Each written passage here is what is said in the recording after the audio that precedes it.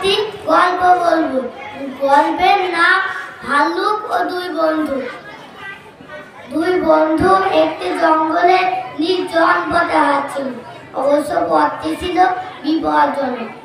যখন সূর্য অস্ত যেতে শুরু করলো তখন তারা ভয় পেতে থাকলো এবং একসময় তারা ভয় পেল।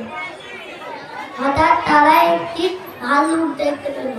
দুই বন্ধুর মধ্যে এক বন্ধু নিকটতম গাছের দিকে দৌড়ে গেল এবং মুহূর্তের মধ্যে গাছে উঠে পড়ল।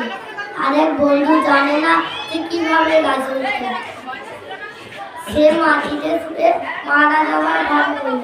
ভাল্লুকটি বন্ধুদের কাছে এসে মাথা দেখল। ভাল্লুকটি ভাবলো বন্ধুটি মারা গেছে, তাই ভাল্লুক তার পথে চলে গেল। গাছ থেকে বন্ধুটি নেমে দেখতে থাকা বন্ধুকে জিজ্ঞেস করলো, ভাল্লুক তোমার কানে কানে কি বললো? সে উত্তর দিল, যারা তোমার খেয়াল থাকে না এরকম বন্ধুকে তুমি বিশ্বাস করো। আমার গল্পের মূলকথা হলো বিপদের সময় যে বন্ধু পাশে থাকে সেই প্রকৃত বন্ধু। সবাইকে ধন্যবাদ।